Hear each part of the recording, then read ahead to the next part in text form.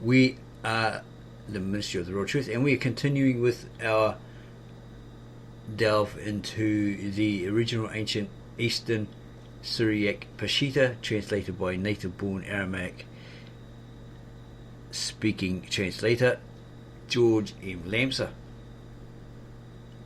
who possibly got this from the Apostolic Church of the East and has translated it into the nearest English equivalent. We jumped a couple of pages and we're at page 7 of this particular book of his, and image.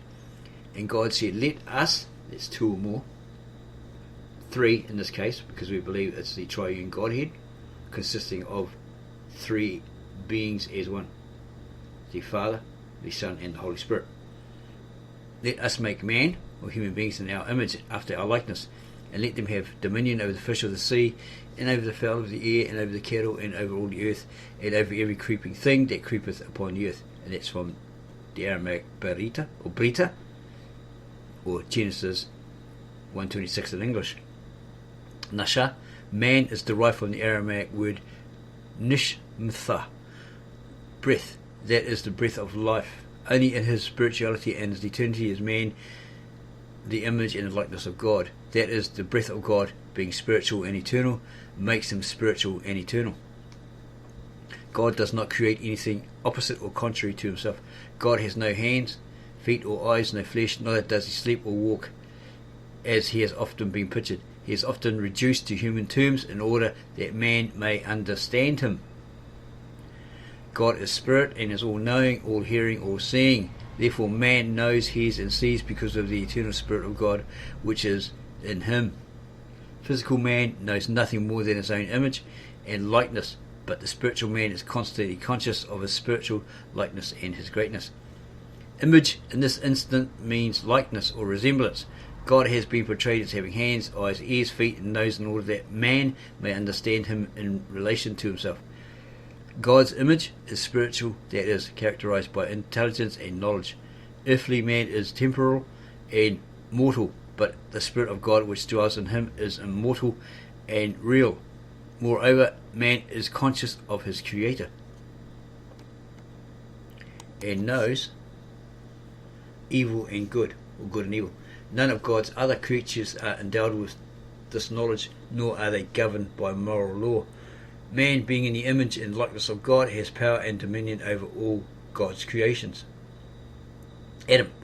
So God created man in his own image. In the image of God created he him.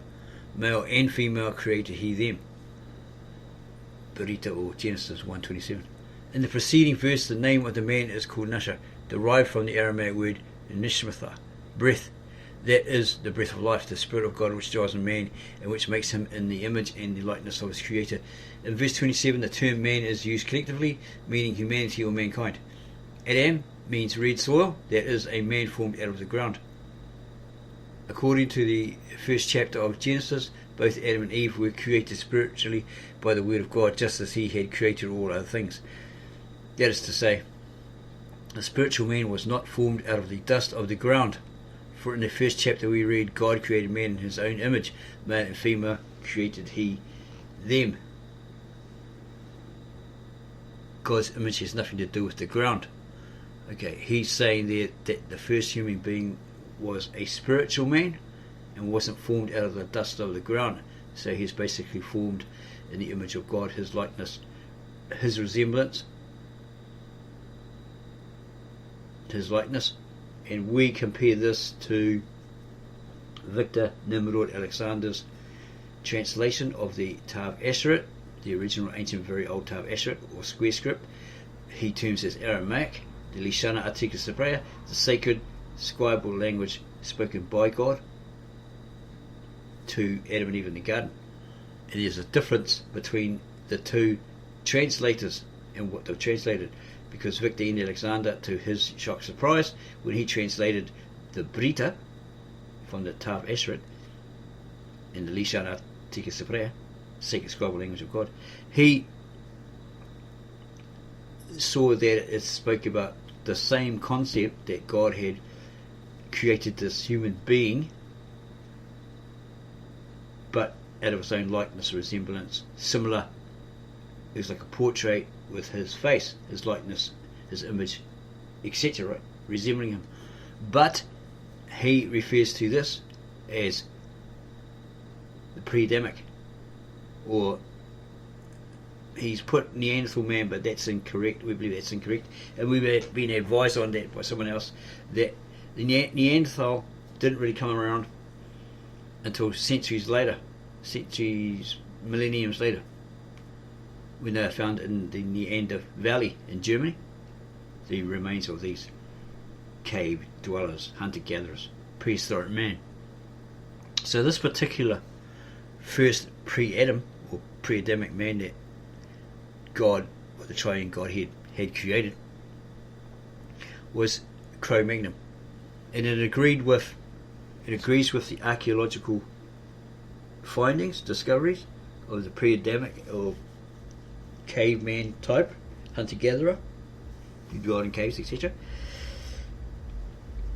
So again, it agrees with archaeology and the scientific evidence. And according to Victor N. Alexander, the only one he's come across that's actually agreeing. It doesn't agree with evolution, but it agrees with the archaeological and scientific findings of the prehistoric Aboriginal man. He uses Aboriginal in this sense. It's nothing to do with the Australian Aborigine that blows the didgeridoo, goes walkabout. He's using that term to indicate these were people of an indigenous tribal affiliation. And these beings didn't have the Spirit of God. They had the Spirit of life, the breath, and they got up and walked around. They did this, they did that, but they didn't have that Spirit of God. So they could be in His presence, commune with Him, walk and talk with Him, and so forth. They're animalistic. They rely on their animal instincts. So the hybrids we have today of these have that animal instinct, that animal urge. And they like to fight, they like to create wars, all this sort of stuff. They're primal, they're still primal. But there is a hope for them that if they can find or accept, believe and accept Jesus Christ as the Redeemer, etc., etc., then they'll be saved and they'll become a new human being, a complete human being. This is according to Victor N. Alexander's theory of the Aborigines. We've already done a video on that. We may leave it as an end screen. So again, there's a vast difference of his translation compared to George M. Lamps's. One is Victor N. Alexander's is from the Tav Ashret, the original ancient, very old Tav Ashret, or as he termed Aramaic, Lishana Atika Sapraya, sacred scribal language of God. Whereas George Lamps's is from the latter Eastern Syriac Peshitta. Victor apparently translated from that, and he was told halfway through finishing the New Testament, it's actually wrong. He might have been using the Western Peshitta. We haven't confirmed that with him yet. This high priest of the Church of the Apostolic Church told why we don't use that. It's actually wrong. Okay, which if it's the Western Peshitta, the Urmia version, where the American missionaries went into Urmia, Iraq or Syria, and tried to convert what they called they were named as the Atourai, Atourai peoples, to their Western Christianity, trying to convert them with their translation. They tried to do a translation of the King James 1611 version, their beloved Bible version, with the Syriac, but there was no grammar at the time apparently. We're not too sure on this, it's just what we've read. So they tried hard, as they do, these American missionaries, to translate it into that Syriac. They botched it and had a total mess of it, but they did make some converts. Continuing with this, Adam, okay, he then starts to say the creation of man took place on the sixth day, and everything was perfect and good. Okay, comparing it with the Tav Eshret, or the Aramaic of translation of Victor N. Alexander, the word is Euma. It's Y-U-M-A, which means immeasurable period or unfathomable period, era, eon, age, or day with a capital D. The capital D there indicates it's a different kind of day. Aramaic Hebrew day, which is very different. Yeah, where we say it's afternoon, they say it's early evening and all this sort of stuff. And it's all based around the lunar solar cycle, because God made the two great lights. In the Berita it's got two suns, but it probably means two great lights, the earth and the moon, for their various reasons and for indication of signs, festivals, feasts, Sabbaths, etc., etc.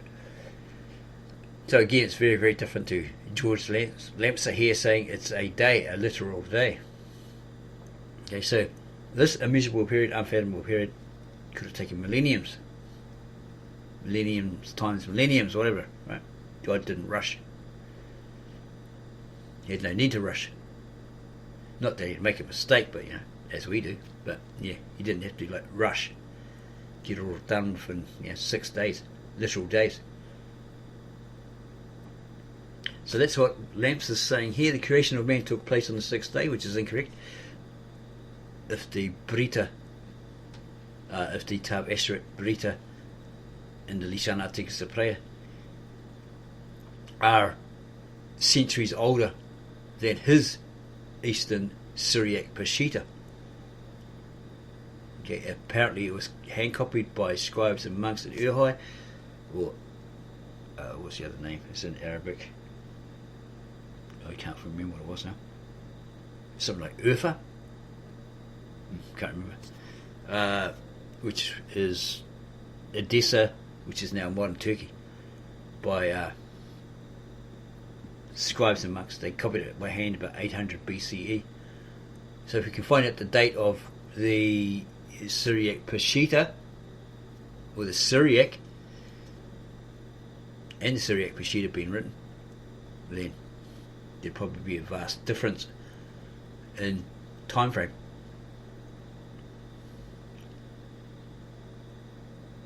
Yeah, the creation of man, according to George M. Lancer, in his translation, took place on the sixth day, and everything was perfect and good. In other words, man was the last of the creations of God. God blessed them and told them to multiply and gave them dominion over all his creations. Thus, the first chapter gives us a true picture of creation and of God as creator. It's actually the Son of God, the manifestation, the Milta, etc. in the original Berita, Tav Eshret Berita, the Shara Atika Saprea. Very, very different again. Thus, the first chapter gives us a true picture of creation and of God as creator, where here God gives commands and everything is done according to his will, whereas in the second chapter God works with his hands like a man. Yeah, there's two different human being creation acts, Genesis 1:27 and Genesis 2:7, in regards to the original ancient Tav Eshret Berita, the Shana Atika Saprea, second scribal language of God, that's been translated into English. Nearest English equivalent by native-born Aramaic-speaking translator Victor N. Alexander. The second account of creation is a commentary on the first chapter, and Lamsa believed it was the work, or it is the work, of a later writer who tried to explain man's creation in a symbolical manner so that the people might understand it. See, like you have the Book of Q by the Jesus Society, or the Friends of Jesus Society, who had the initials in the margins.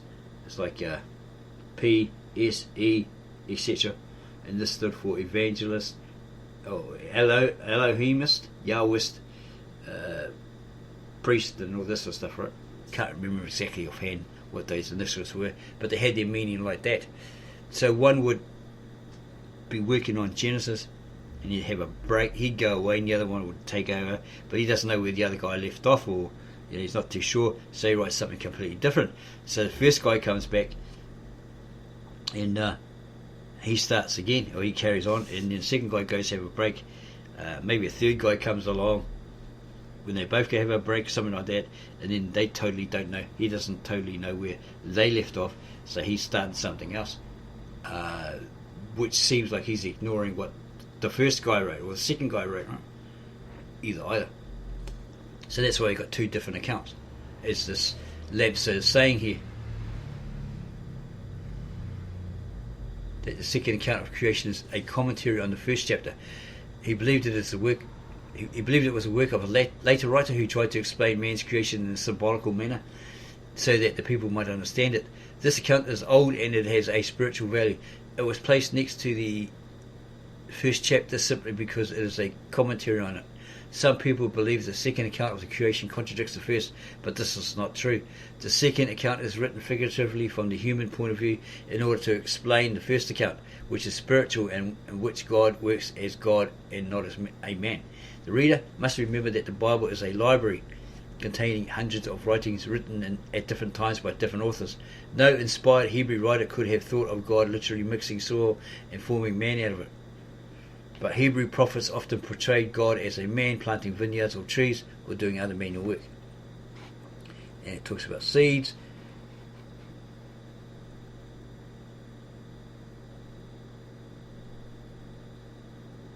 Genesis chapter 2. The second chapter of Genesis is not a contradiction of the first, but an explanation thereof. The first chapter came to us from a divine source, and hence is a divine revelation from God. God talks and acts like a God. He speaks the word and things are done. In the East, spiritual and abstract things are illustrated in parables, allegories, and metaphors. God is often pictured as a potter who mixes clay and makes vessels. This is the only way to convey the spiritual idea of God and His creations to simple folk who live in desert lands, who had heard about the seas but never had seen one, who had eaten fruit but never had seen the trees on which it grew. How can one lecture to a desert tribe about a ship without drawing a picture of it and making a small sea to show it floating on the water? If we think that both chapters of Genesis are the work of the same author and that both are God's revelation, then one chapter contradicts the other. Sixth day, not seventh. And on the seventh day God ended his work which he had made, and he rested on the seventh day from all his work which he had made. Berita or Genesis 2:2. The Eastern text reads, and on the sixth day God finished his works which he had made, and he rested on the seventh day from all his works which he had made. The Aramaic word six is confused with seventh.